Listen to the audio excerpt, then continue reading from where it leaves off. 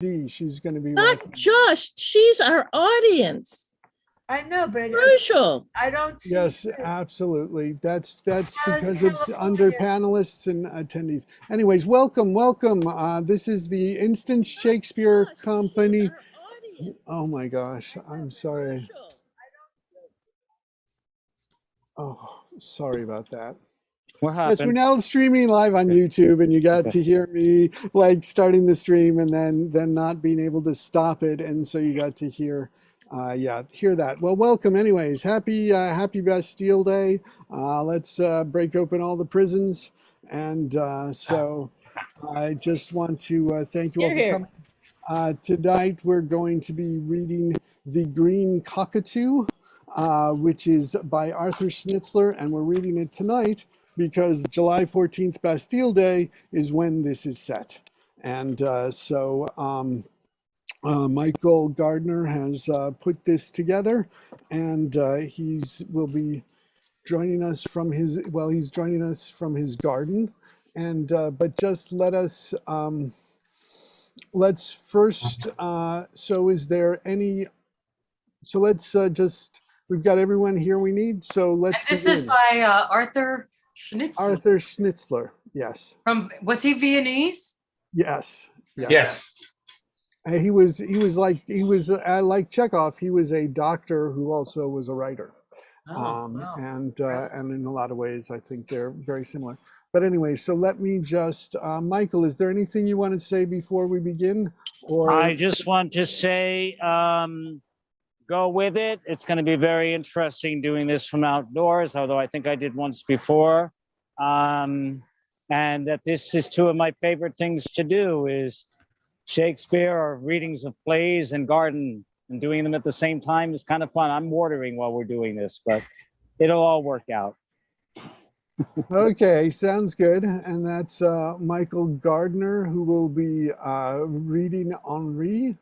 And Yes, let me just introduce everybody, and then we can get. Michael, one thing. Do you want the stage directions to be read? How do you feel about doing that, Paul?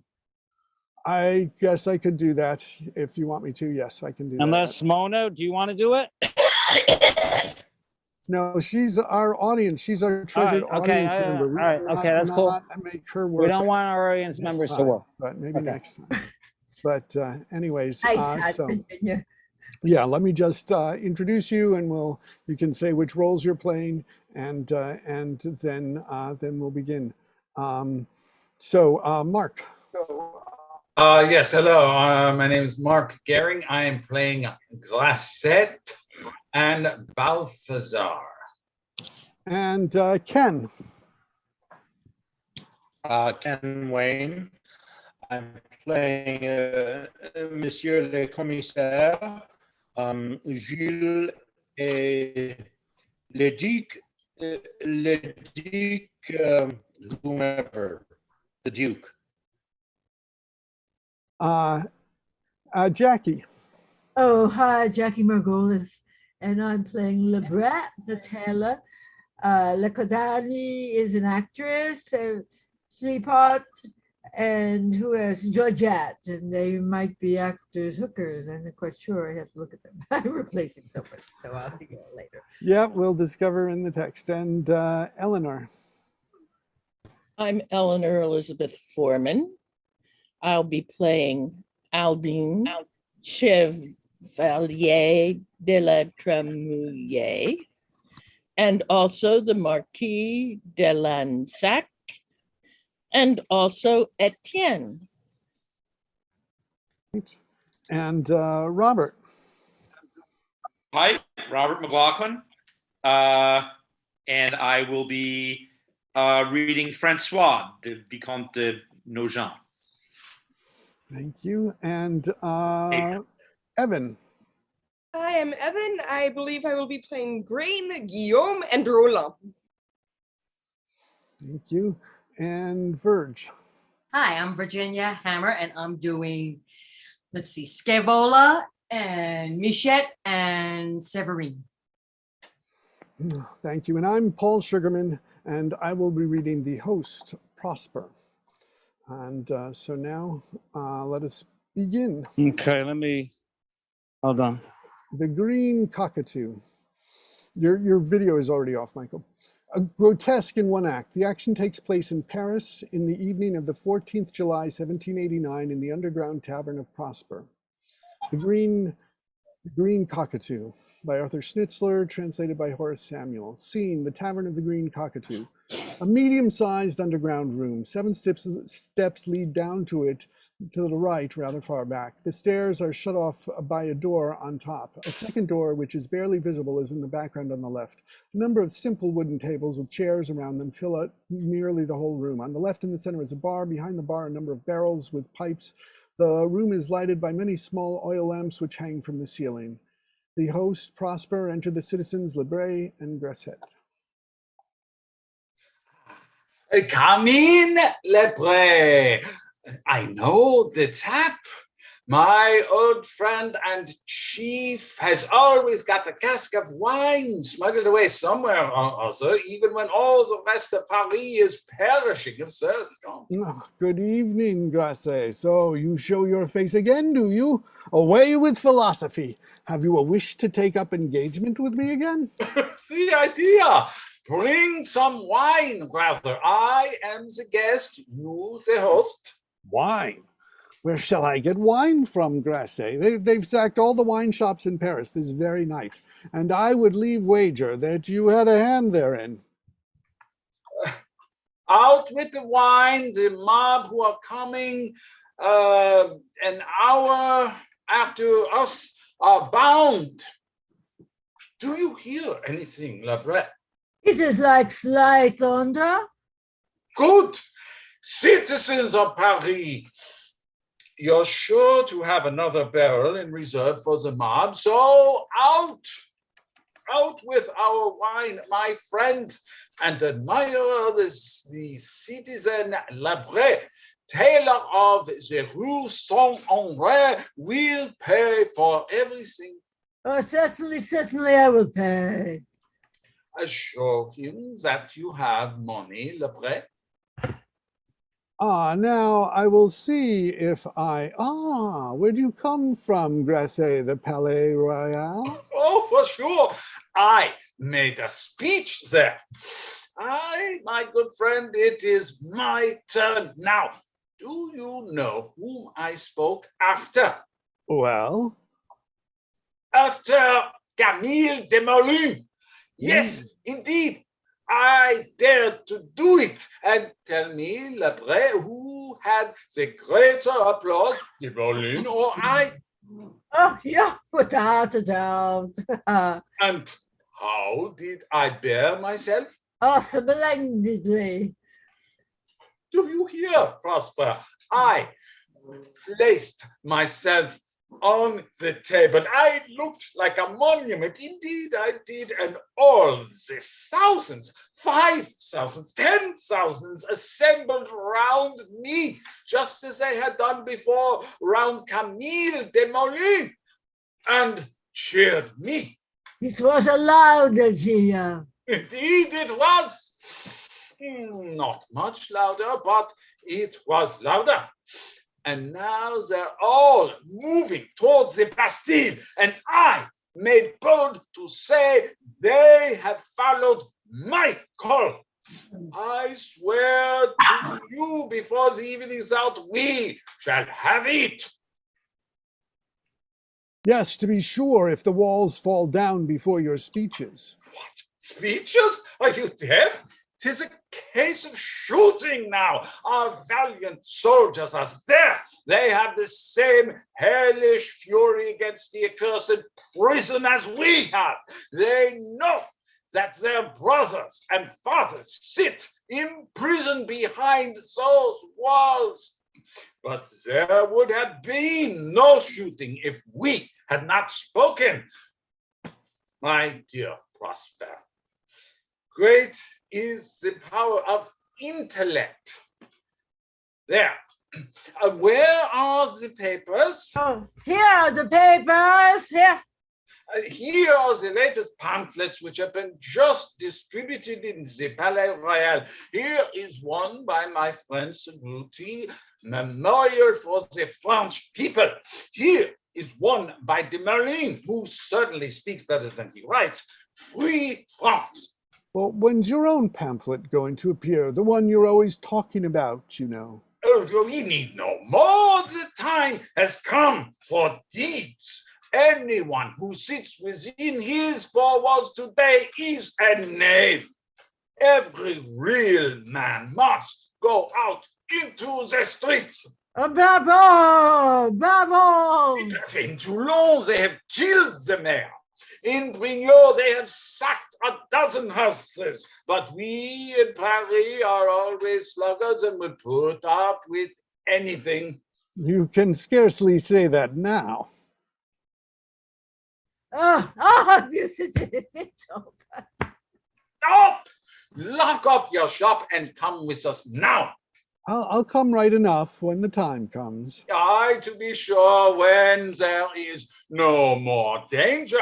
My good friend, I love liberty as well as you do, but my calling comes before everything. There is only one calling now for citizens of Paris, freeing their brothers. Yes, for those who have nothing else to do.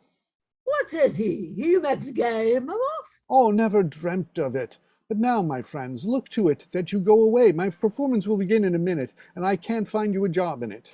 What performance is this, a theatre? Certainly 'tis a theatre. Why, only a fortnight ago your friend was playing here. Were you playing here, Grassard? Why do you let this fellow jeer you like that without punishing him? Calm yourself. It is true. I did play here. This is no ordinary tavern. 'Tis a den of thieves. Come. You'll pay first. If this is a den of thieves, I won't pay a single sou. Explain to your friend where This he is. is a strange place. People who play criminals come here, and others who are criminals without suspecting it. Indeed. I would have you mark that what I just said was very witty. It is positively capable of making the substance of a whole speech. In fact, I don't understand a word of what you say. I was simply telling you that Prosper was my manager, and he is still playing comedy with his actors, but a different kind from before. My former gentlemen and lady colleagues sit around and behave as though they were criminals. Do you understand?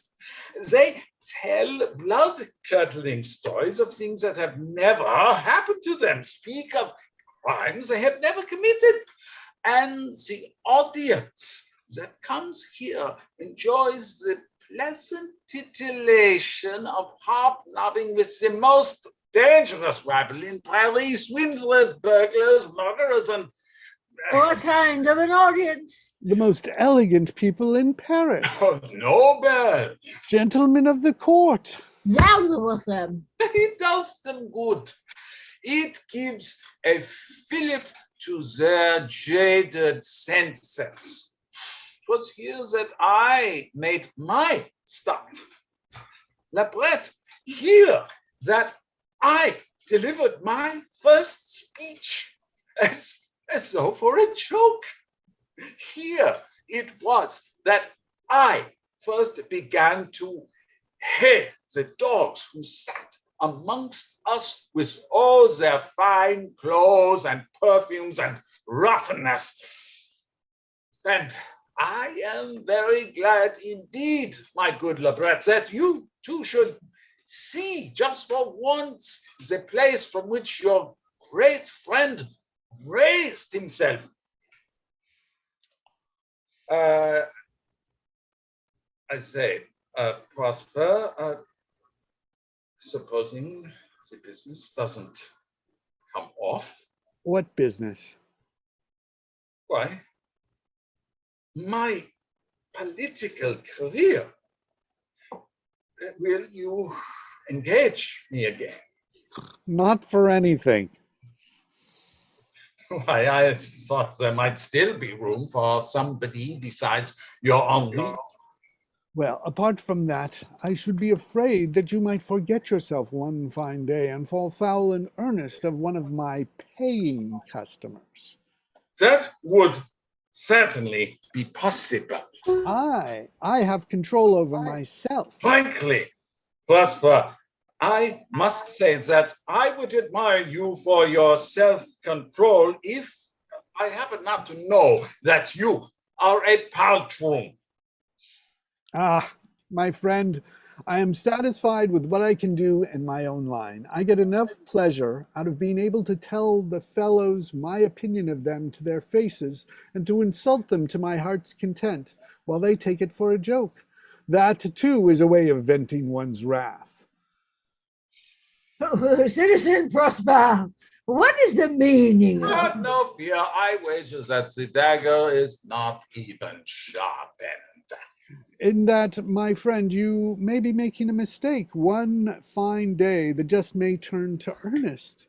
And so I am ready for all emergencies. The day is nigh. We live in great times. Come, Citizen Lebré, we will go to our comrades. Farewell, Prosper. You will see me. He's a great man. Oh, never again. That's a great man? No, not at all.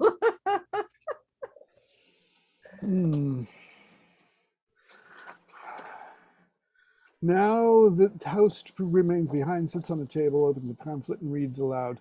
Now that the beast is loose, throttle it. Doesn't write badly, that little Demelin. Never was richer booty offered to the victors. 40,000 palaces and castles, 2/5 of all the property in France will be the reward of valor. Those who plume themselves on being conquerors will be put beneath the yoke. The nation will be purged. Enter the commissaire. Ah, hello. Ah, the rabble's beginning to come in pretty early tonight. My dear Prosper, don't start any of your jokes on me. I am the commissaire of your district. And how can I be of any service? I have orders to attend the performance in your tavern this evening. It will be an especial honor to me. 'Tis nothing of that, my excellent Prosper. The authorities wish to have definite information as to what really goes on in your place. For some weeks... Oh, this is a place of amusement, Monsieur le Commissaire, nothing more. Let me finish what I was saying. For some weeks past, this place is said to have been the theater of wild orgies. You are falsely informed, Monsieur le Commissaire. We make jokes here, nothing more. It begins with that, I know, but it finishes up in another way, so I am informed. You have been an actor. A manager, sir. A manager of a first-class troupe who last played in Denis. That is immaterial. Then you came into a small legacy. Oh, not worth speaking about, Monsieur le Commissaire. Your troupe split up. And my legacy as well. Very well. You started a tavern. That fared wretchedly. After which you had an idea that which, as one must admit, possesses a certain quantum of originality. Oh, you make me quite proud, sir. You gathered your troupe together again and have a comedy played here which is of a peculiar and by no means harmless character. If it were harmful, Monsieur le Commissaire, I should not have my audience, the most aristocratic audience in Paris, I'm in a position to say. The Vicomte de Nogent is my daily customer. The Marquis de Lansac often comes, and the Duke de Cadogan, Monsieur le Commissaire, is the most enthusiastic admirer of my leading actor, the celebrated Henri Baston. As well as of the art or arts of your actresses. When you get to know my little actresses, Monsieur le Commissaire, you won't blame anybody in the whole world for that. Enough. The authorities have been informed that the entertainments which your, what shall I say? The word artists ought to suffice. I will decide on the word subjects, that the entertainments which your subjects provide transgress in every sense the limits the laws allow. Speeches are said to be delivered by your, what shall I say, by your artist criminals, which, what does my information say, which are calculated to produce not only an immoral effect, which would bother us but little, but a highly seditious effect, a matter to which the authorities absolutely cannot be indifferent, at a time so agitated as the one in which we live. Monsieur le Commissaire, I can only answer the accusation by politely inviting you to see the thing just once for yourself. You will observe that nothing of a seditious nature takes place here, if only because my audience will not permit itself to be made seditious. There is simply a theatrical performance here, that is all. I naturally cannot accept your invitation, but I will stay here by virtue of my office. I think I can promise you a first-class entertainment, Monsieur le Commissaire, but I will take the liberty of advising you to doff your official garb and to appear here in civilian clothes. If people actually saw a commissar in uniform here, both the spontaneity of my artists and the mood of my audience would suffer thereby. You are right, Monsieur Prosper. I will go away and come back as an elegant young man.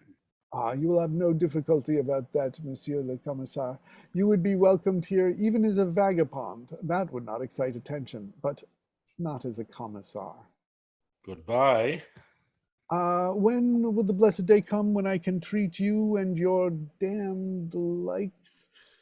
The commissar meets Grain in the doorway. Grain is in absolute rags and gives a start when he sees the commissar. The latter looks at him first, smiles, and then turns courteously to the host. One of your artists already? Good evening. If you're one of my troupe, I won't grudge you my recognition of your art because I don't recognize you. What do you mean? No jest now. Take off your wig. I'd rather like to know who you are. Oh dear. Oh, but 'tis genuine. Heavens, who are you? You appear to be a real ragamuffin. I am. Well, what do you want of me? Have I the honor of speaking to Citizen Prosper, the host of the Green Cockatoo? I am he. My name is Green, sometimes Carniche, very often Shrieking Pumice Stone. But I was sent to prison, Citizen Prosper, under the name of Grain, and that is the real point. I understand. You want to play in my establishment and start off with playing me. You're good. Go on. Citizen Prosper, don't look upon me as a swindler. I am a man of honor. If I tell you that I was imprisoned, 'tis the complete truth. Here, Citizen Prosper, you can see from this that I was let out yesterday afternoon at 4 o'clock. After 2 years' imprisonment. Zoons, 'tis genuine. Were you all doubting it then, Citizen Prosper? What did you do to get 2 years? I would have been hanged, but I was lucky enough to be still half a child when I killed my poor aunt. Hey, fellow, how can a man kill his own aunt? Citizen Prosper, I would never have done it if my aunt had not deceived me with my best friend. Your aunt? That's it. She was dearer to me than aunts usually are to their nephews. The family relations were peculiar. It made me embittered, most embittered. May I tell you about it? Oh, go on telling. Perhaps you and I will be able to do business together. My sister was but half a child when she ran away from home. And whom do you think she went with? 'Tis difficult to guess. With her uncle. And he left her in the lurch with a child. A whole one, I hope.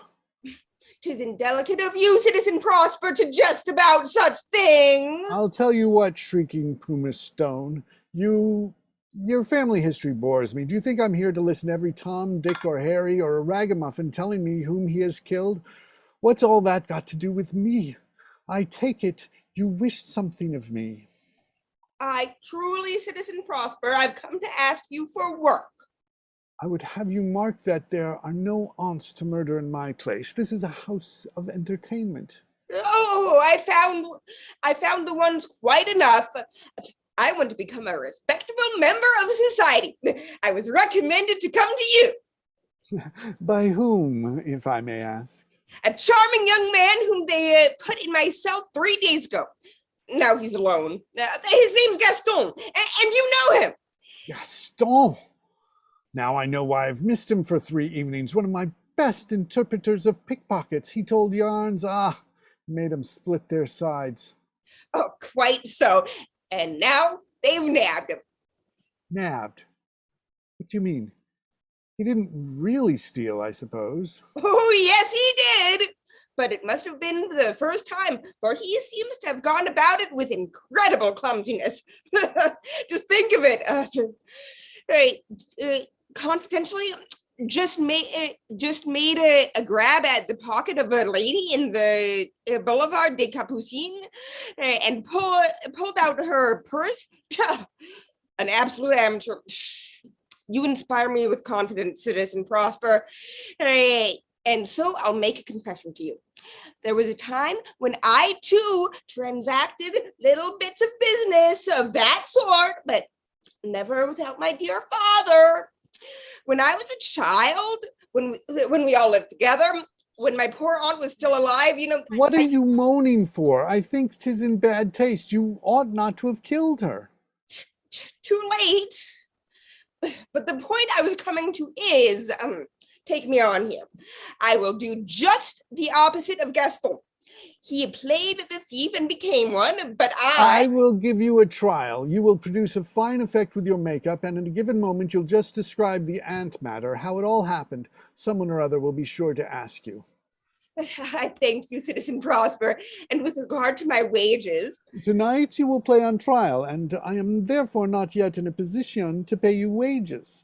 But you will get good stuff to eat and drink, and I shall not mind a franc or so for a night's lodging. Oh, I thank you, and just introduce me to your other colleagues as a visitor from the provinces. Oh no, we will tell them right away that you are a real murderer. They will much prefer that.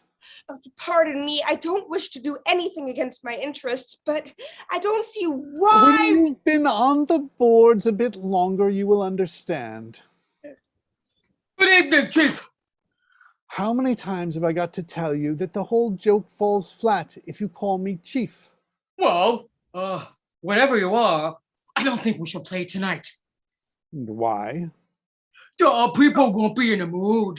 There's a hellish uproar in the streets. And in front of the Bastille, especially, they're yelling like men possessed. What matters that to us? The shouting has been going on for months, and our audience hasn't stayed away from us. It goes on diverting itself just as it did before. Why, it has the gaiety of people who are shortly going to be hanged. If only I lived to see it. In the meantime, give us something to drink to get me into the vein. I don't feel at all in a vein tonight.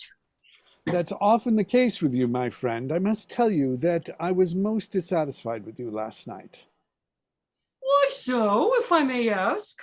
The story about the burglary was simply babyish. Babyish? Absolute, to be sure. Absolutely incredible. Mere roaring is of no avail. I didn't roar! You are always roaring. It will really be necessary for me to rehearse things with you. One can never rely on your inspiration. Henri is the only one. Henri! Never anything but Henri. Henri simply plays to the gallery. My burglary of last night was a masterpiece. Henri will never do anything as good as that, as long as he lives. If I don't satisfy you, my friend, then I'll just go to a proper theater. Anyhow, yours is nothing but a cheap jack establishment. Oh, hello. Who is this? He isn't one of our lot, is he? Perhaps you've just engaged someone? Oh, what a makeup the fellow has. Calm yourself. 'Tis not a professional actor. 'Tis a real murderer. Oh, indeed. Very glad to know you. My name is Scovello. My name is Grain. Jules has been walking around the room the whole time, frequently standing still like a man tortured inwardly. What ails you, Jules? I am learning my part. What? Remorse. Tonight I am playing a man who is a prey to remorse. Look at me. What do you think of the furrow in the forehead here? Do I not look as though all the furies of hell... Wine! Wine here! Calm yourself. There's no audience yet.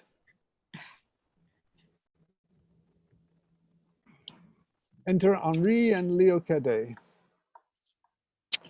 Oh, good evening. Good evening, gentlemen. Good evening, Henri. What do I see? You and Leo Cadet together? Why, I know her. Oh, yes, my dear. Prosper, it is I.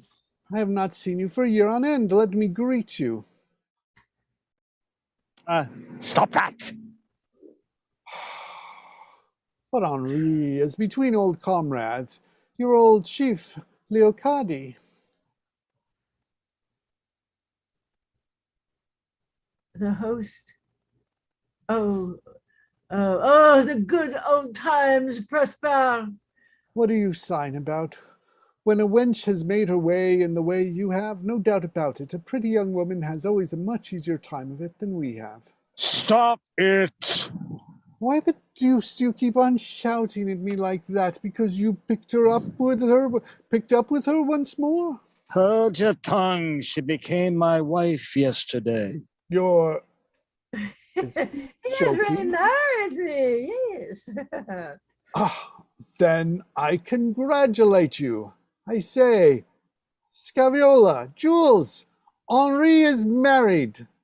I wish you joy. Congratulations. How strange.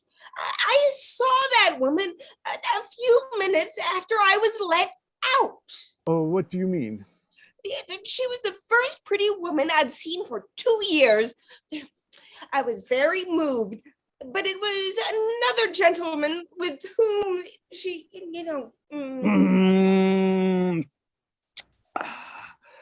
Lacade, my love, my wife. All the past is over now.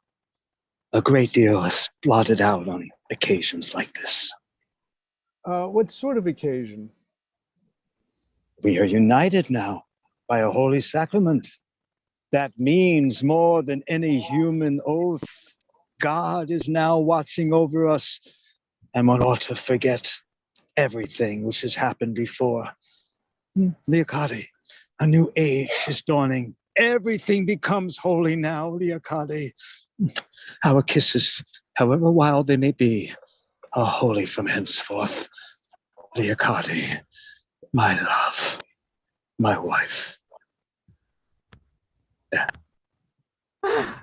Isn't her expression quite different, Prosper, from what you ever knew her to have before?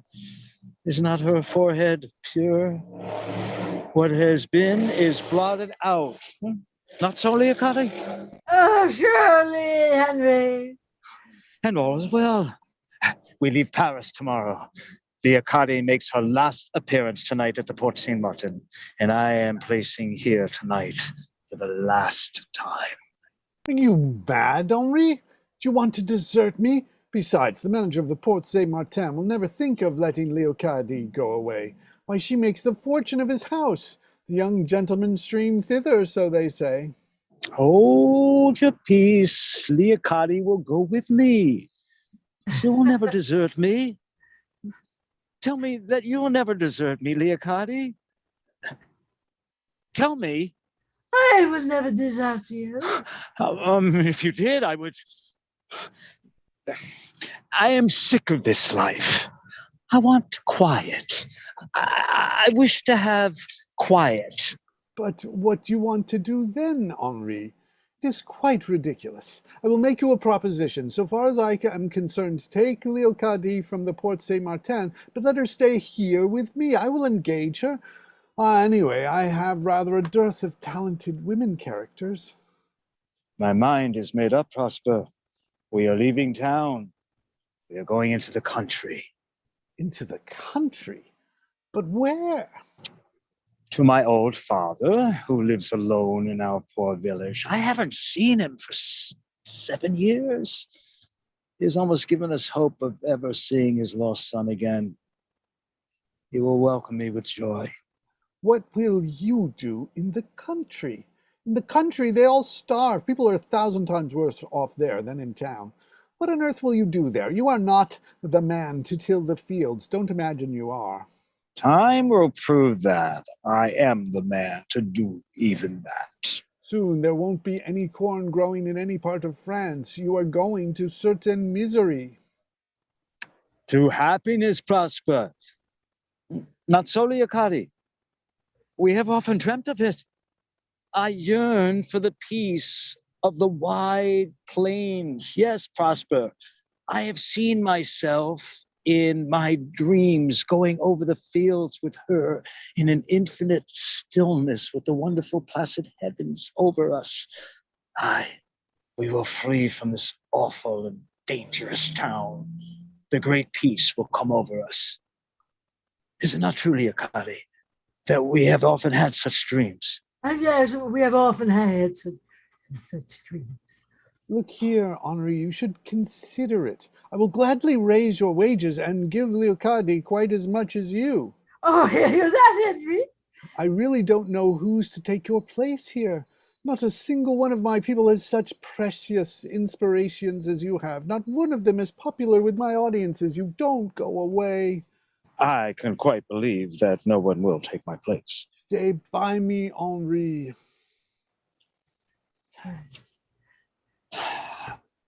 And I can promise you that they will take my departure to heart. They, not I. For tonight, for my final appearance, I have reserved something that will make them all shudder. A foreboding of the end of the world will come over them, for the end of their world is nigh. But I shall only experience it from a safe distance. They will tell us about it out there. Leocadie, many days after it has happened, they will tell us about it. But I tell you, they will all shudder, and you yourself will say, Henri has never played so well. What are you going to play? What? Do you know what, Leocadie? I never know anything. But has anyone any idea of what an artist lies hidden within them? They certainly have an idea, and that's why I tell you that a man with a talent such as yours doesn't go and bury himself in the country. What an injustice to yourself and to art. I don't care a straw about art. I wish for quiet. You don't understand that, Prosper. You have never loved. Oh. As I love. I want to be alone with her. That's the only way. That's the only way, Leocadie, of forgetting everything. But then we shall be happier than human beings have ever been before. We shall have children. You will be a good mother, Leocadie, and a true wife. All the past will be blotted out. It is getting late, Henry. I will go to the theatre. Farewell, Prosper. I'm glad at last to have seen your famous den, the place where Henry scores such triumphs. But why did you never come? Oh, Henry would not let me because I should have to sit next to the young men, you know. Give me a drink. Henri is an arrant fool. If you had only sat next to them. Now then, no remarks of that sort. Take my tip and be careful, you silly gutter brat. He will kill you one of these days. What's up then? You were seen only yesterday with one of your fellows. That was not a fellow, you blockhead. That was... What's the matter with you? No jokes. If you don't mind, no more whispering. Oh, What's the matter with you? No jokes if you don't mind. No more whispering. No more secrets now. She is my wife. what did you give her for a wedding present? Oh, heavens, he never thinks about such things. Well, you shall have one this very night. What? What are you going to give her? Yeah, what? When you have finished your scene, you must come here and see me act. No woman has ever had a more glorious wedding present. Come, Leocati. Goodbye for the present, Prosper. I will soon be back again. Exeunt Henri and Leocadie enter together Francois Vicomte de Nogé and Albin Chevalier de Tremouillet. What a contemptible braggart. Good evening, you swine. Was that not the little Leocadie of the Port Saint Martin who went away with Henri? Of course it was. If she really took great trouble, she could eventually make you remember that even you are something of a man, eh? That is not impossible. It seems we are rather early tonight. In the meanwhile, you can amuse yourself with your minion. Alban is on the fit of flying into a passion. Let it pass. I told you what went on here. Bring us wine. Aye, that I will. The time will soon come when you will be very satisfied with Seine water. Quite so, quite so. But tonight, I would fain ask for wine. And the best wine into the bargain. Host goes to the bar. That is really a dreadful fellow. But to think, it's all just a joke. And withal, there are places where you can hear similar things in real earnest. Is it not forbidden? One sees that you come from the provinces. We too are having a bad time of it nowadays. The peasants are getting so insolent, one doesn't know what to do anymore. What would you have? The poor devils are hungry. That is the secret. How can I help it? How can my great uncle help it? Why do you mention your great uncle? Well, I do so because they actually held a meeting in our village quite openly.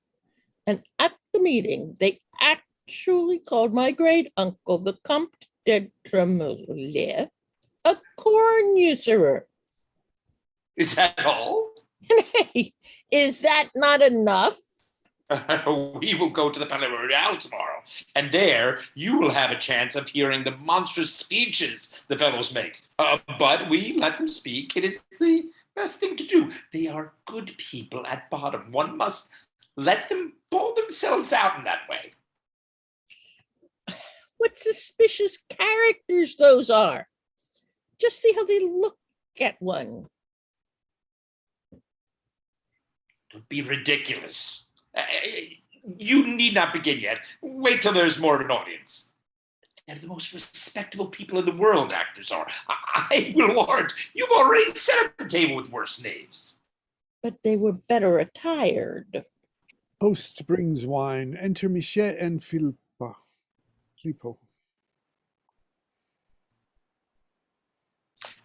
God be with you, children. Come sit down by us. Oh, here we are. Come along, Flipot. She's still somewhat shy. Good evening, young gentlemen. Good evening, ladies. The little one is a dear. But Francois, please explain. Are these respectable ladies? What does he say? No, that's not quite the word for the ladies who come here. Odds life, you are silly, Alvin. What shall I bring for their graces? Bring me a very sweet wine. We live together. Yes, we have only one bed between the two of us. Would you find it a great nuisance? Should you come and see her? She's not at all shy. Oh, where's my hat? Hey, at last I found you. And you miserable seducer, aren't you ashamed that she is mine? A joke. She isn't his. Go away. You let me sit where I want to. Gaviola stands there with clenched fists. Now. Ha! Ha! Ha, ha. You have not a farthing's worth of talent. Roaring, that's the only thing you can do. Recently, he did it much better. I'm not in the vein. I'll make a better show later on when more people are there. You'll see. But I need an audience. Enter the Duke de Kirdagan.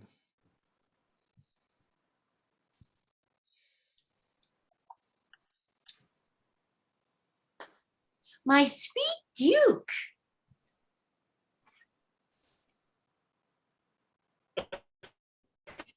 Already in full swing. Okay, I need to get back to. It's on page 30. 38. 38. Yes. The challenges of the ring. Yes. Oh, is the Duke up? Is something happening there? Enter the Duke. You there yet, Ken? I'm almost there. Is that? Oh, Ken. Already in full swing. My Duke. Good evening, Emile. My young friend Alvin. Chevalier de Trému, the Duc de Cardinal. I'm delighted to make your acquaintance. Leave me alone, children. So you two are having a look at this Stroll Tavern. It bewilders me in the extreme. The Chevalier has only been in Paris for a few days. Then you have certainly chosen a nice time. How so? He still has that delicious perfume. If there isn't another man in Paris who has such a pleasant smell. You can't perceive it like that. She speaks of the 700 or 800 whom she knows as well as me. Will you let me play with your soul, dear? He is the man. 'Twas him I saw her with. Henri is not here yet, then? If you see him, you will not regret having come here.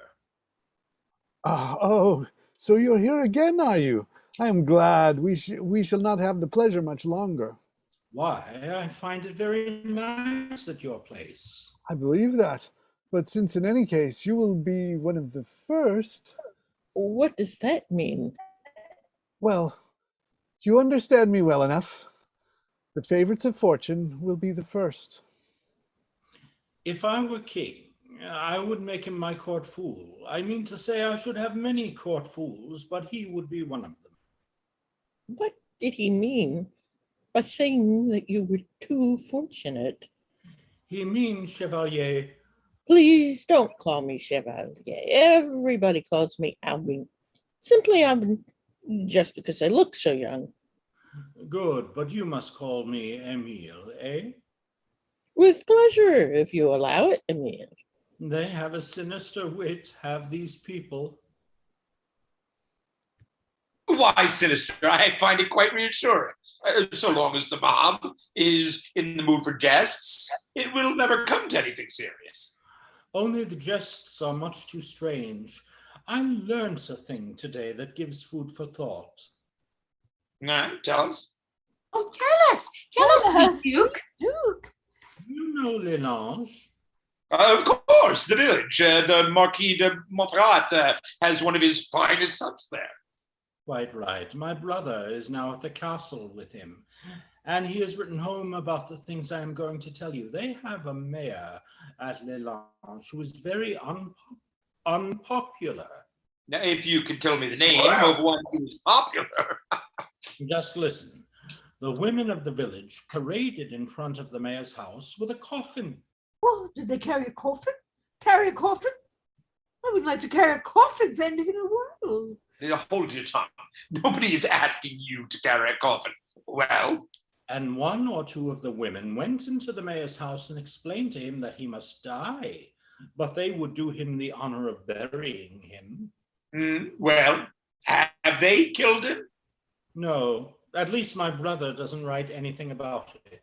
Well then, blusterers, talkers, clowns. That's what they are. Today they're roaring in Paris at the Bastille for a change, just as they've already done half a dozen times before. Well, if I were king, I should have made an end of it long ago. Is it true that the king is so good-natured? You have not yet been presented to His Majesty? This is the first time the Chevalier has been in Paris. Yes, you are incredibly young. How old, if I may ask? I only look so young. I'm already 17. 17? How much is still in front of you? I am already 24. I am beginning to regret how much of my youth I have missed. That is good.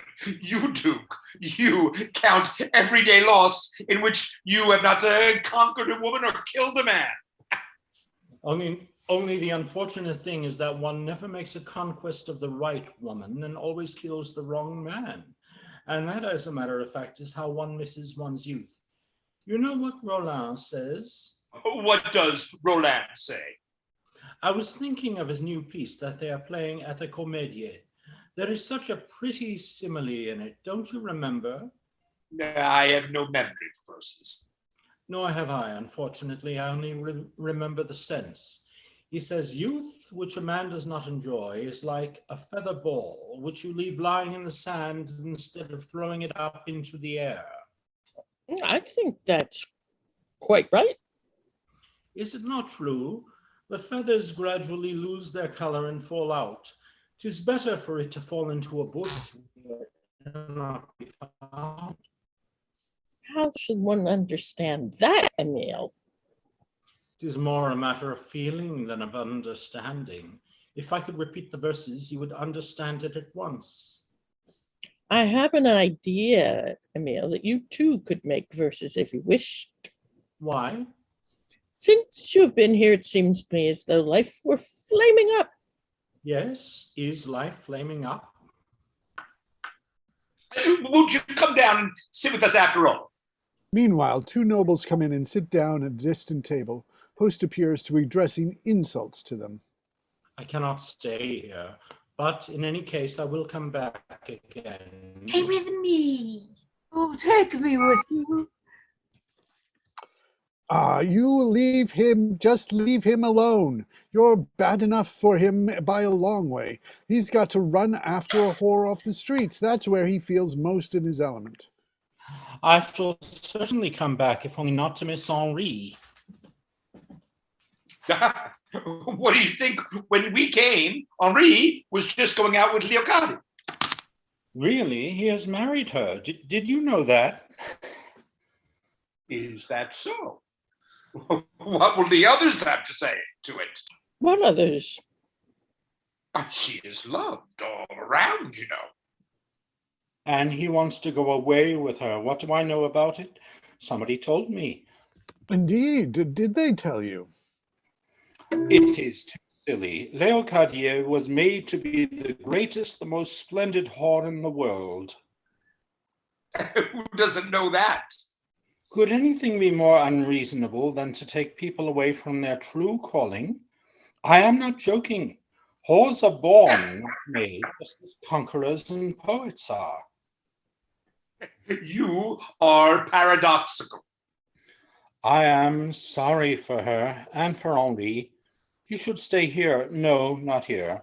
I should like to bring him to the Comédie, though even there I always feel as though nobody understood him as well as I do. Of course, that may be an illusion, since I have the same feeling in regard to most artists. But I must say, if I were not the Duc de Cadignan, I should really like to be a comedian like him. Like him, I say. Like Alexander the Great. Yes, Alexander the Great, give me my sword. It is the finest way of making fun of the world. A man, a man who can play any part and at the same time play us is greater than all of us.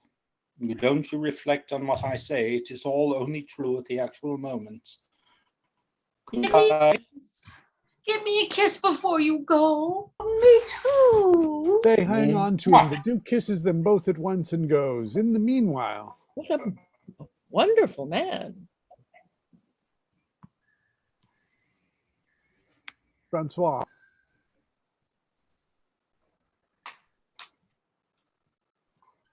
I'm very sorry. Is that me, only me, or Yeah, it's for you, top 47, Francois. That's A wonderful man. that is quite true, but the existence of men like that is almost a reason for not marrying. Do explain. What are those girls? Actresses. They too belong to the troupe of Prosper, who is at present the host of the tavern. No doubt they've done in the past much the same as they're doing now.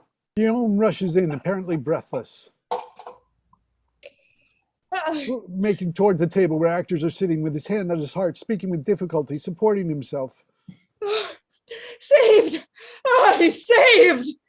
What is it? What ails you? What has happened to the man? That is part of the acting now, mark you. What is it? What ails you? What is it? What's wrong?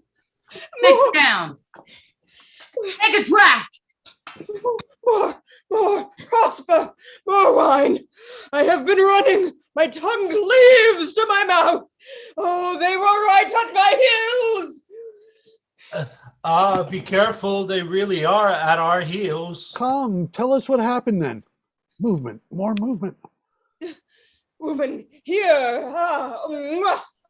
That brings one back to life again. Oh, the devil take me, my boy, if I thought I would ever see you alive again. They come. Oh, no, it is nothing. How strange. There really is a noise as though people outside were pressing forward very quickly. Is that part of the stage effects as well? He goes in for such damn subtleties every blessed time. It's too silly. Come now, tell us why they are at your heels again.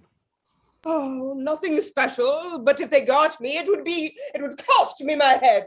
I've set fire to a house. During this scene, young nobles come in and sit down at the tables. Go on, go on. What more do you want? Isn't it enough for you if I've set fire to a house? But tell me, why you set fire to the house? Because the president of the Supreme Court lived in it. We wanted to make a beginning with him. We wanted to keep the good Parisian householders from taking folks into their houses so lightly who send us poor devils to prison. Oh, that's good. All the houses must be fired. 3 more fellows like me, and there won't be any more judges in Paris. Death to the judges! Yes, but there may be one whom we can't annihilate. I should like to know who he is. Judge within us. That's tasteless. Leave off, Scaviola. Roar, now's the time. Right here, Prosper. We want to drink the death of all the judges in France. During the last words, enter the Marquis de Lansac with his wife, Severin, and Roland the poet. Death to all who have the power in their hands today. See you, Severine. That is how they greet us. Yes, I warned you. Why? Whom do I see? Oh, the Marquise. Allow me to kiss your hand. Good evening, Marquis. Well met to you, Roland, and you, Marquise. You dare to venture into this place? Oh, well, I've heard such a lot about it. And besides, we're having a day of adventures already. Oh, hey, Roland? Yes, just think of it, Vicomte. You would never believe where we came from. From the Bastille. Are they still keeping up the tumult there? Indeed. It looks as though they meant to storm it. Like a flood that seethes against its banks and rages deep, that its own child, the earth, resists it.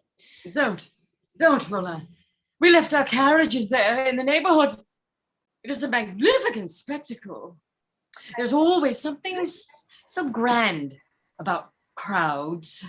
Yes, if they only didn't smell so vilely. And my wife would not leave me in peace. I had to bring her here. Well, what is there so very special here? Well, so you're here, are you, you dried up old scoundrel? Do you bring your wife along because she wasn't safe enough for you at home? He's quite a character. But take heed that she is not snatched away from you under your nose at this very place. Aristocratic ladies like her often get a deuce of a fancy to try what a real rogue is like. Oh, I suffer unspeakably, Severine. My child, I prepared you for this. It is high time that we went. What ails you? Well, I think it's charming. Nay, let us seat ourselves. Would you allow me, Marquise, to present you the Chevalier de Tremouille? He is here for the first time, too. The Marquis de Lansac, Roland, our celebrated poet. Delighted. Is that one of those that are playing, or I can't make it out? Don't be so stupid. That is the lawful wife of the Marquis de Lansac, a lady of extreme propriety. Oh, say that thou lovest me. Yes, but ask me not every minute. Have we missed a scene already? Nothing much. An incendiary is playing over there, to here.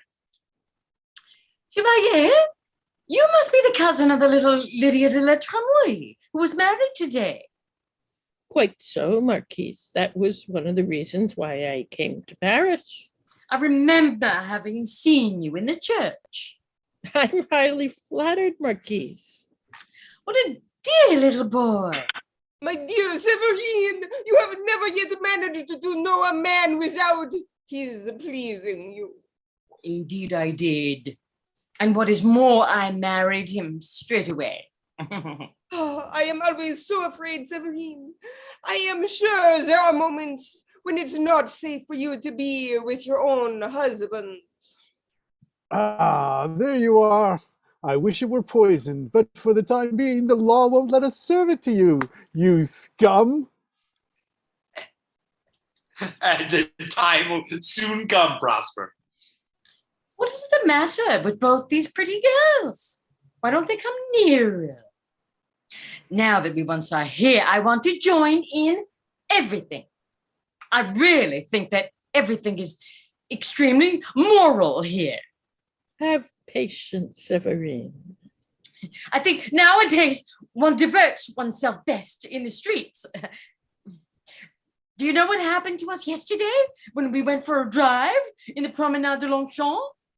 Please, my dear Severine, why don't you Fenner jumped onto the footboard of our carriage and shouted, "Next year, you will stand behind your coachman and we shall be sitting in the carriages." That is rather strong. Odds life. I don't think one ought to talk of such things. Paris is now somewhat feverish, but that will soon pass off again. Yes. I see flames everywhere I look. Red high flames. You're playing a madman, not a criminal. Does he see flames? But all this is not the real thing, Marquise.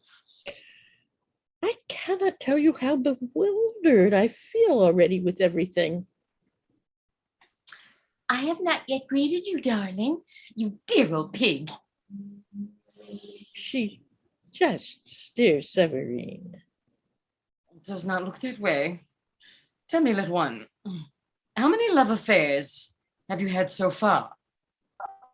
It is really wonderful how well my wife, the Marquis, knows how to adapt herself to every situation. Yes, it is wonderful. Have you counted yours?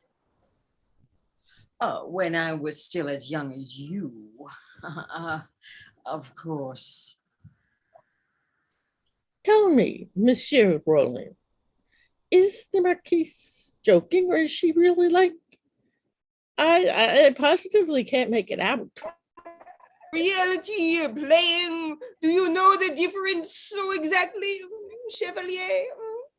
At any rate, I don't. And what I find so peculiar here is that all apparent distinctions, so to speak, are taken away. Reality passes into play into reality. Just look how. Just look now at the Marquise, how she gossips with those creatures, as though she were one of them. At the same time, she is not one of them. Somebody agree with me. Something quite different.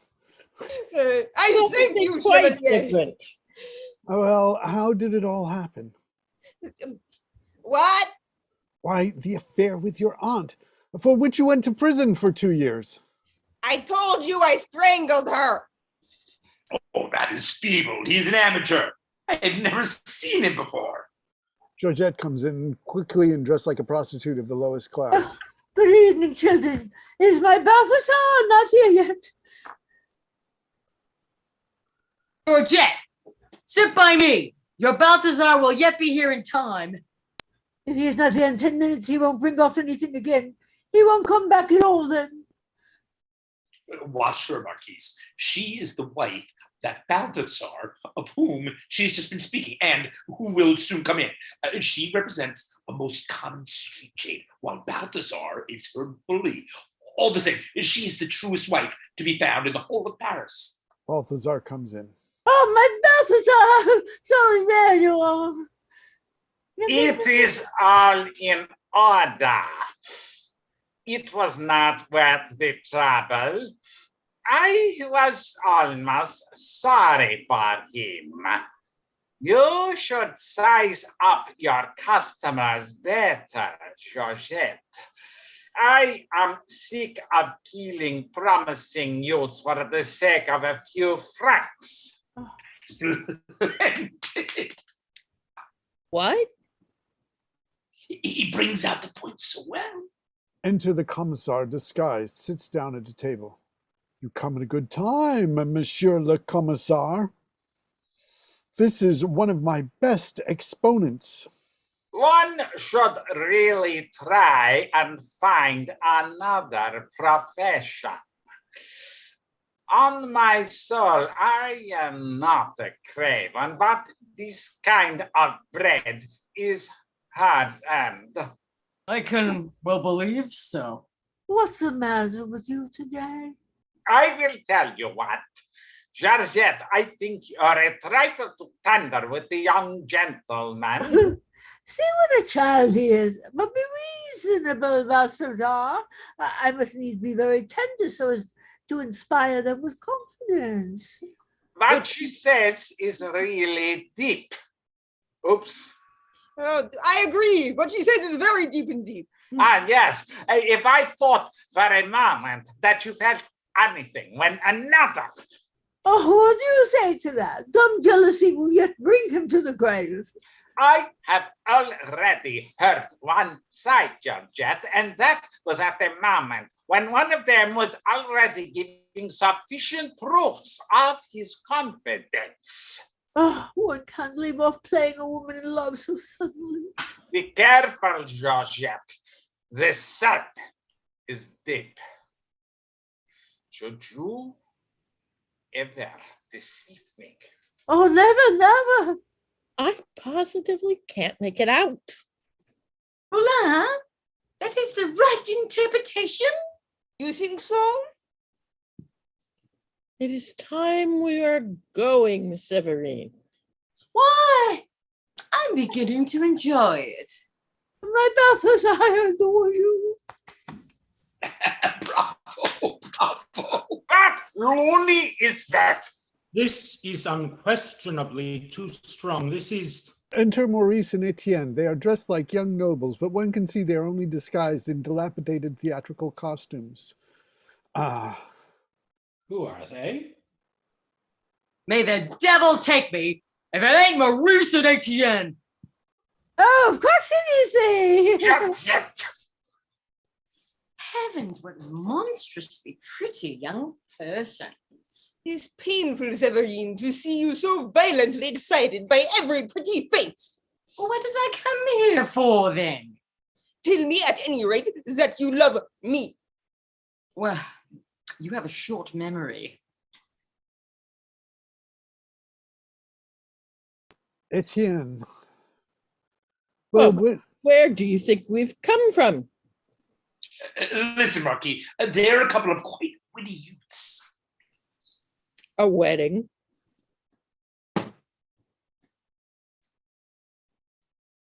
One has got to dress up a bit in places like this. Otherwise, one of those damn secret police gets on one's track at once. At any rate, have you made a good haul? Let's have a look. Maurice drawing watches out of his waistcoat. What'll you give me for this? For that there, a louis. Indeed. It's not worth more. That's a lady's watch. Give it to me, Maurice. What will you give me for it? Look at me. Isn't it enough? No, give it to me. Look at me. My dear children, I can have that without risking my head. You're a conceited ape. I swear, that's no acting. Of course not. There is a flash of reality running through the whole thing. That is the chief charm. What wedding was it then? The wedding of Mademoiselle de la Tremole. She was married to the Comte de Banville. Do you hear that, Francois? I assure you they are real knaves. Calm yourself, Alvin. I know that you. I've seen the play a dozen times already. Their specialty is the portrayal of pickpockets. Maurice draws some purses out of his waistcoat. Well, you could do the handsome tonight. It was a very magnificent wedding. All the nobility of France was there. Even the king was represented. Oh, that is true.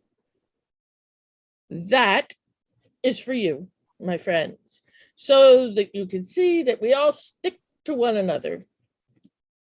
Properties, dear Alvin. We too, you see, come in for a share. You take it you have never earned anything so honestly in your life. And to whom shall I give this? Georgette, Michette, and Philippe make a rush after a garter set with diamonds. Patience, you sweet pusses. We will speak about that later on. I will give it to the one who devises a new caress. Would you not like to let me join in the competition? I protest you will drive me mad, Severine. Severine, had we not better be going now? I think. Oh no, I'm enjoying myself excellently. Oh, well, my mood is getting some. Oh. How did you get hold of the garter? There was such a crush in the church, and when a lady thinks one is courting her. Grain has stolen Francois's purse. Mere counters. Are you satisfied now? Grain wants to get away. Going after him softly. Give me the purse at once, which you took from this gentleman. Straight away, or it will be the worse for you. Be churlish. And stay here. I have no time to search you now. Who knows what else you have pouched? Go back to your place. Oh, I shall win the garter. Ah, here's your purse. You lost it out of your pocket. I thank you, Prosper. You see, we are in reality in a company of the most respectable people. Henri, who has already been present for some time and has sat behind, suddenly stands up. Henri! There is Henri! Oh, is he the one you told me so much about? Assuredly, the man one really comes here to see. Henri comes to the front of the stage very theatrically, is silent. Henri, what ails you? Observe the look, a world of passion. You see, he is playing the man who commits a crime of passion. Oh, I prize that highly. But why does he not speak? He is beside himself. Just watch, pay attention. He has wrought a fearful deed somewhere. Yeah, he is somewhat theatrical. It looks as though he were getting ready for a monologue. Henri, where do you come from? I have murdered. What did I say? Whom? Whom? The lover of my wife. Prosper looks at him. At this moment, he obviously has feelings that it might be true.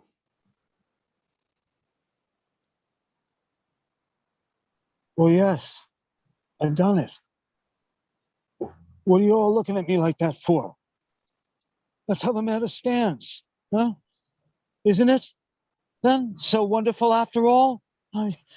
You all know what a kind of a creature my wife is. It was bound to end like that. And she? Where is she? See, the host takes it seriously. You notice how realistic that makes the thing. Noise is outside, not too loud. Oh. What noise is that outside? Do you hear, Severine? It sounds as though troops were marching by. Oh no, it is our dear people of Paris. Just listen how they bawl. Go on, Henri, go on. Yes, do tell us, Henri. Where is your wife? Where have you left her?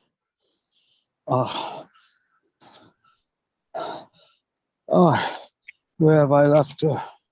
I'm going to tell you. Mid-page No, 66. Page 66 in the middle. Yes, where have I left her? Oh, I have no qualms about her. She will not die of it. Whether it is this man or that man, what does a woman care? There's still 1,000 other handsome men running about Paris, whether it is this man or that man. May it fare thus with all who take our wives from us. All who take from us what belongs to us. Commissar.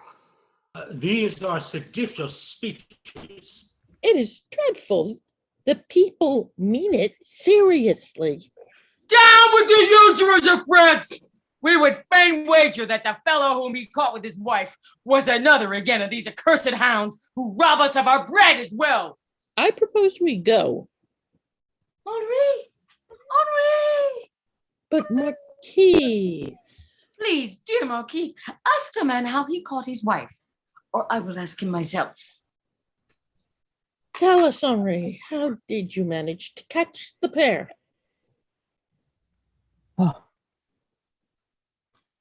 Oh, you know my wife then? She is the fairest and vilest creature under the sun.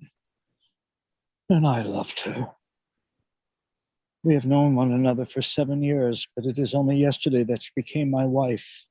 In those 7 years, there was not one day, nay, not one day then in which she did not lie to me, for everything about her is a lie. Her eyes and her lips, her kisses and her smiles.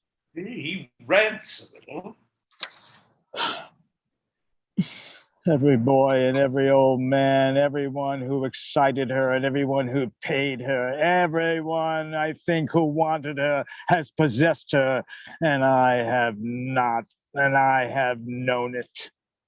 Not everyone can boast as much. And all the same, she loved me, my friends. Can any one of you understand that? She always came back to me again and again, all quarters back again to me. From the handsome and from the ugly, from the shrewd and from the foolish, from ragamuffins and from courtiers, always came back to me. Now, if you only had an inkling that it is just this coming back, which is really love. Oh, what I have suffered. Tortures, tortures. It is harrowing. And yesterday I married her. We had a dream. I had a dream. I wanted to get away with her from here, into the solitude, into the country, into the great peace. We wished to live like other happy married couples. We dreamt also of having a child. Oh, Severine. Very good. Francois, that man is speaking the truth. So, the love story is true, but the real bit is the murder story. I was just one day too late. There was just one man who she had forgotten. Otherwise, I believe she wouldn't have wanted anyone else. But I caught them together. It is all over with him. Who? How did it happen? Where? Where does he lie? Where is she? How did? Are you pursued? I escorted her to the theater. Today was to be the last time. I kissed her at the door, and she went into her dressing room, and I went off like a man who has nothing to fear. But when I got 100 yards, I began to have within me, do you understand, a terrible unrest. And it was as though something forced me to turn around. And I turned around, and I went back. But once, there, I felt ashamed, and I went away again. And again, I walked 100 ways from the theater, and something gripped me, and I went back. Her scene was at the end. She hasn't much to do. She was just stands a while on the stage, half naked. And then she is finished. I stood in front of her dressing room, put my ear to the door, and heard whispers. I could not make out one word. The whispering ceased. I pushed open the door. It was the Duke of Cardigan, and I murdered him. Madman! Bravo! Bravo! What are you doing, Marquise? The moment you call out bravo, you make it all acting again, and the pleasant shudder is past. I do not find the shudder so pleasant. Let us applaud, my friends. That is the only way we can throw off the spell. A gentle bravo growing continually louder, all applaud. Save yourself, flee, Henri. What? What? Let this be enough and see that you get away. Hush, let's hear what the host says. I am telling him that he ought to get away before the watch at the city gates are informed. The handsome Duke was a favorite of the king. They will break you on the wheel. Far better had it been you stabbed the scum your wife. What playing up to each other? Oh, splendid. Prosper, which of us is mad, you or I? Oh, it is wonderful. We all know that he is acting, and yet if the Duke de Cardignan were to enter now, it would be like a ghost appearing. Noise outside growing stronger and stronger. People come in. Shrieks are heard. Right at their head, Grasset. Others among them, Lebray, force their way over the steps. Cries of liberty, liberty are heard. Here we are, my boys, in here. Is that part of the performance? No. What means What people are these? In here, I tell you, my friend Laswell has still got a barrel of wine left, and we have earned it. Boys from the Friend, streets. brother, And brother, we have them. We have them. We have them. We have them. Liberty, liberty. Liberty, liberty. What has happened? let us get away? Let us get away. The mob approaches. How do you propose? The Bastille has fallen. Say you, speaks he the truth? Hear you not? Alban wants to draw his sword. Stop that at once, or we are almost. And if you hasten, you will still be in time to see quite a merry sight. The head of our dear Delaunay stuck on a very high pole. Is the fellow mad? Liberty. Liberty, liberty. We have cut off a dozen heads. The Bastille belongs to us. The prisoners are free. Paris belongs to the people. Hear you, Paris belongs to us. See you how he gains courage now. Yes, shout away, Prosper. Not more can happen to you now. What say you to it? You rabble, the joke is at an end. Said I not so? The people of Paris have conquered. Silence, silence! I forbid the continuance of the performance. Who is that nincompoop? Prosper, I regard you as responsible for all these seditious speeches. Is the fellow mad? The joke is at an end. Don't you understand, Henri? Do tell them. Now you can tell them we will protect you. The people of Paris will protect you. Yes, the people of Paris. Henri stands there with a fixed stare. Henri has really murdered the Duc de Cadogan. What says it? What means all What this? means all this, All Henri? this, Henry. Henri, pray speak. He found him with his wife and he has killed him. 'Tis not true. You need fear naught more now. Now you can shout it to all the world. I could have told you in our past that she was the Duke's mistress. By God, I was nigh telling you. 'Tis not. Is it not true, you shrieking pumice stone? Did we not know it? Who has seen her? Where has she been seen? What matters that to you now? The man's mad. You have killed him. A truth you cannot do more. In heaven's name, is it really true or not? Aye, it is true. Henri, from henceforth, you must be my friend. Vive la liberté! Vive la liberté! Henri, speak, man. She was his mistress? She was the mistress of the Duke? Oh, I knew it not. He lives. He lives. What? Well, where's the truth now? My God. The Duke forces his way through the crowd on the steps. The Duke. The Duke. Well, what is it? Did a ghost? Not that I know of. Let me through. We won't wager that it is all arranged. The fellows yonder belong to Prosper's troop. Bravo, Prosper! This is a real success. What is it? Is the playing still going on here while outside? But don't you know what manner of things are taking place outside? I have seen Delaunay's head carried past on a pole.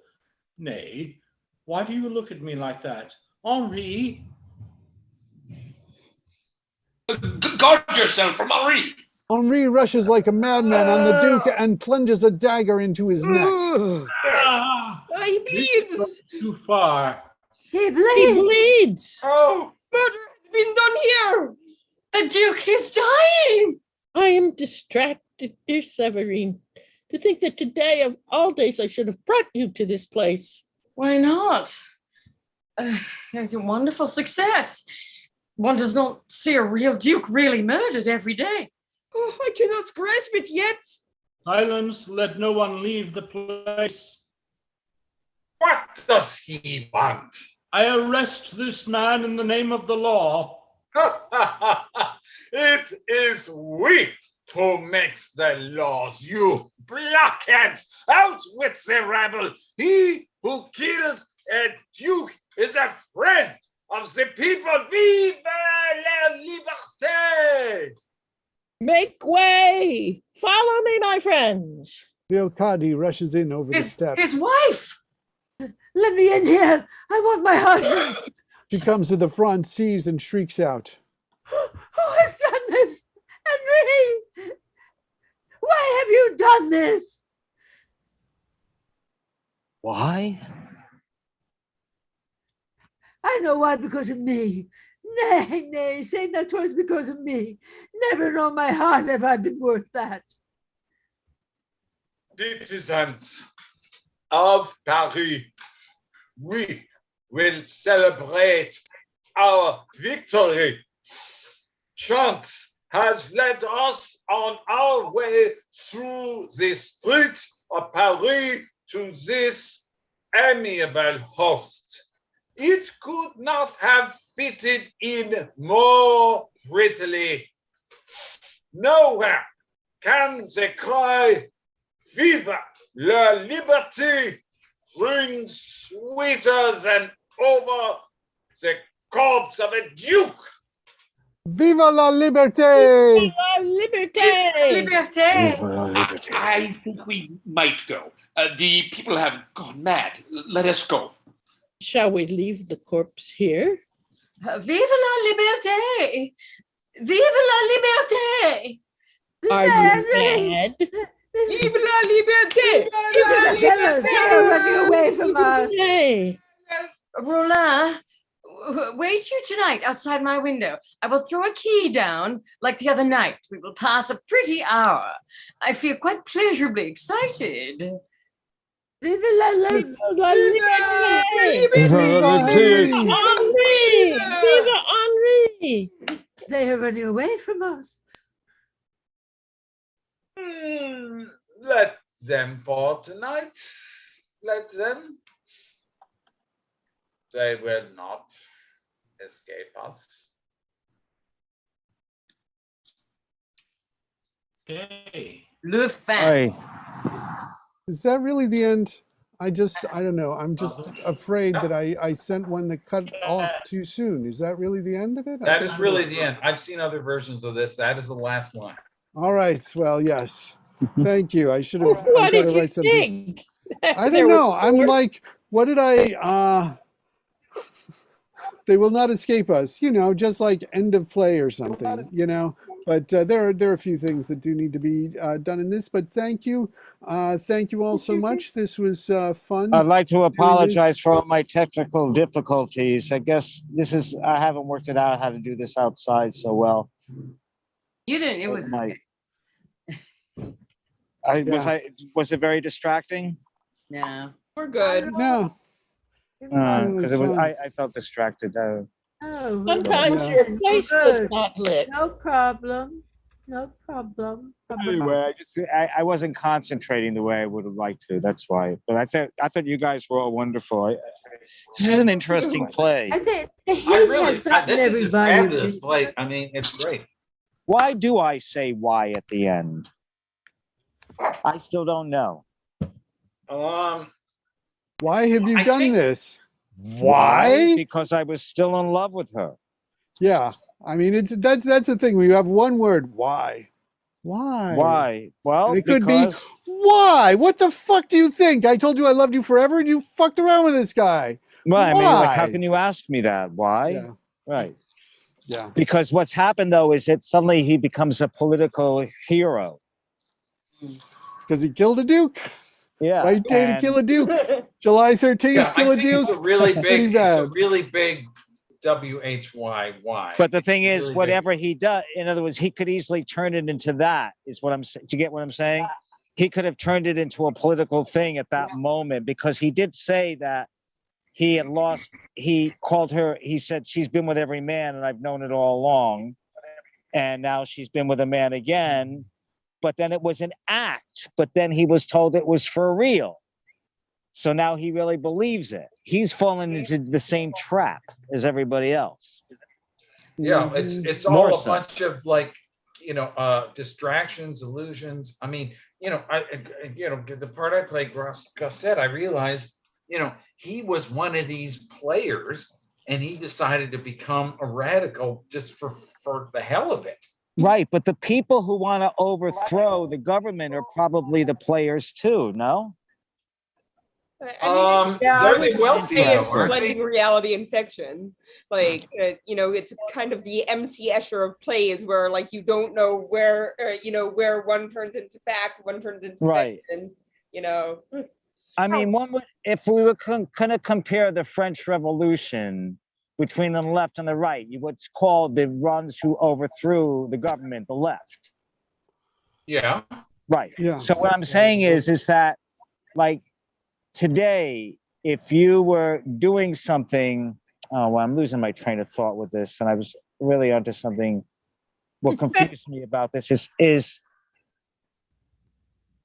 the people who are artists in this play. They're like either, like, for example, we were even asking about Grain. Is he a real vagabond, or is he somebody really Real auditioning? vagabond, yes. Right, but he's also auditioning because he wants to be part of the troupe. And a lot of the people who are interested, like, for example, Leocati is an actress, but she also was a known prostitute, right? And a lot of the people have led sordid lives. So they're probably not exactly friends of the current government either, I would think. But then again, I don't know, maybe not. I don't. No, they're No, not. they use, they're prostitutes.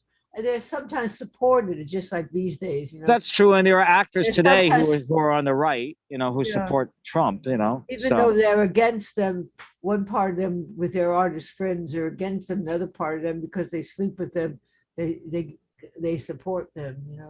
I guess what I'm saying is because Andre's last line being why, she says, why did you do this? And he says, why? And then she fills in and she says, well, it was for me, of course.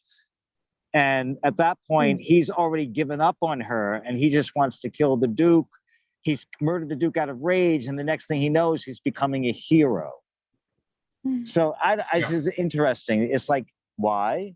Because he's turned it I from. think it's a really big why that echoes through the whole play.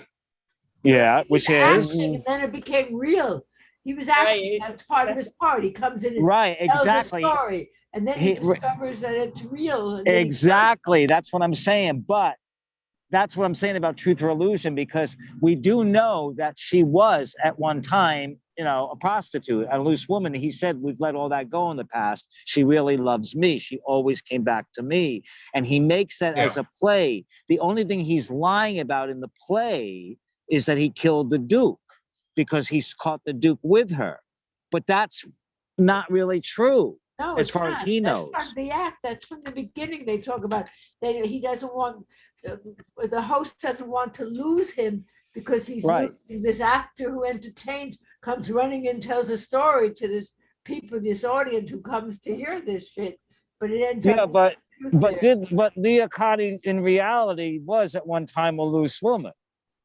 Yes. Well, that seems pretty really clear. is still throughout But the this fact thing. that there's a revolution like is causing yesterday. people to be crazier. That's what they're really saying. Everybody, because they're overthrowing the Bastille, they're overthrowing everything. Their minds, like in being, we're just throwing anything that's not right, or hasn't been right, or not right enough. I was reading a little bit about the French Revolution. I mean, the great leader of the revolution, Robespierre, was in the end, he was actually put to death by his comrades and beheaded. He was pretty violent too, wasn't he, Robespierre? La Miserable, La Miserable, whatever. Yeah, shows that's how like they turn against each other. Did Well, you what about yeah, Marat like what a Sade? lot of actually people don't. see that? They kill What each about other. Marat Sade? You know Marat Sade. They Yes, I start out do. doing a play for the hospital, and they think they're Sade, and then the next thing they know, that all the inmates are really part of the revolution. I saw that production on Broadway years ago. You saw the Peter, what's his name? Yes, I saw it. Yeah, what New Year's Eve. That's the second showcase I did in New York in 1977. We did it on 14th Street. It was a blast. Wow. And you know who I raped every night in that play? Rosalie Joseph, who was an actress and became a costume director. Ooh. What theater Every was night. that? That was That a wasn't done place. by the. It was called the 14th Street Repertory Theater. It was a real Oh, dive right. over I kind of remember over a club called Boys, Boys, Boys. that. And we played them. We were supposed to original open living up. theater people who started running that theater. Yeah, but do you guys remember what happened on Bastille Day in 1977? The No. New York blackout. Blackout. We were supposed there's to a black- open. Now, was it the 13th or the 14th? Because we were supposed to open for Bastille Day, and the organ broke, so we postponed the opening. We were supposed to open the night of the blackout, we would have been going into our second act. Whoa. And instead, we rehearsed Luther, and then suddenly the lights went out. We said, "Oh, George didn't pay the bill," and we looked outside, and the lights were outside. I said, "Oh, the lights are out here," but the east side was still up, and then the east side went out. And all hell broke loose. We had a great time that night. But we tried to rehearse Luther with candles, and we decided it was too dangerous. But I still remember 14th and what? Night. 14th and what? Between 6th and 7th. And remember, this was 1977. The 14th Street was even more of a dive than it is now. Wow. It was pretty diving. It was a Totally blast. I had a great time. I used to go to Down to Earth and Integral Yoga for my little shake and take dance class. It was great. It was great. I was 20 years old. It was a lot of fun. Marat Sade. We got great reviews. We got good reviews for a little showcase. One director said the cast he said he directs it with the meticulousness of a Swiss watch. Oh, Bravo. very nice. Anyway, well, that it's was like, fun. yes, the French Revolution, ended up being very bloody, and most of the people who led it ended up sort of being victims of it as well. And then they ended up with Napoleon. So Right. not a great thing, you know. Right. And, Yeah, which like a lot of people think that Les Mis is about the French Revolution, but it's actually about the revolution against Napoleon that came after this. Yes. I feel like this play, maybe he's trying to say they didn't know, none of these characters expect anything to really be that different. They're just going on about their daily lives. And Their daily decadence at the tavern. right. All right. And then reality intrudes somewhat, but even that's not real. But I don't understand. In a way. It's The thing is, they want the reality. They want great theater to make it a reality for them. But then when they realize it's really happening, they freak out. Right? They really make they make the rich woman out to be a real idiot. Viva la liberté! Viva la liberté! It's like so great. Yeah. I think Francois is fascinating because he's really wants us all to go down beautifully. And he's trying to keep it all, explaining it all. And he has respect for actors, and he really wants us to be great theater, you know? Yeah, and he really appreciates That's the whole point, right? Yes. It's like great theater. Speaking of which, yes, I wish I could see that Richard III. Has anybody seen it? I haven't. I'm not sure I'm gonna make it this year. No, me either. I know I won't, but I don't know. Well, I'll see tomorrow. Yeah, it's like I'm tempted to try because like it's outdoor theater, and like I haven't felt comfortable doing indoor theater, so I'd really love to do some outdoor theater, but right, you know, it's just been things have been hectic, so yeah. Well, so does anybody else have any other sort of final things they want to say on the play? Because we're still live on YouTube, actually. I was thinking it's a that we should fascinating do play. it. We should do it either in a library or outside next year with some costumes like capes and hats and stuff like that. It needs Outside. flamboyance. That would be fun. We should do, if we can't do it outside, at least try to get a library to have us do it, and we can costume it more, be more extravagant and move around. It would be fun to set up a bar, and bring in some bottles of drinks and just yak away. We might like that. I'm all for doing outdoor theater. Well, if we can, it's outdoors hard on this one, unless you have chairs that you can unfold, but you could do it indoors in a library. Speaking of which, something really wild happened this evening. Let me see if I can find it. I was looking for, I hope I didn't lose it now. I was looking for this hat to bring with me. And by accident, I found another hat that I did from an outdoor reading when we did As You Like It with the Merrily Players, where I played Adam. And I thought I lost it, and I found it tonight. Wow. And it's well, been that's missing good. for years. And I thought, this is so weird. It's just like, it was hit. No, it was hidden in my file cabinet. And that's where I looked for it before. This is it. This was my Adam hat. When I played Adam. Yeah, when I played, I think this was the one. Maybe it wasn't. No, it was another one. It was a blue one, but this one's good too. Quick question for Paul.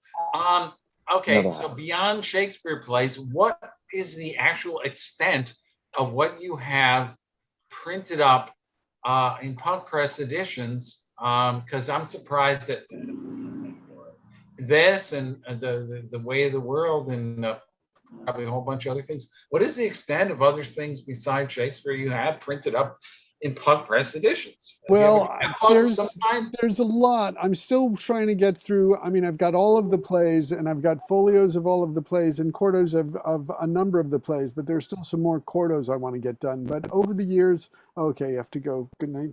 Over the years, we've done things for some of our in-person readings. A lot of times, actually, it was David Cedar who wanted to do other interesting non-Shakespeare things like Volpone, and we also did the Spanish Tragedy and Dr. Faustus, so we have editions of those.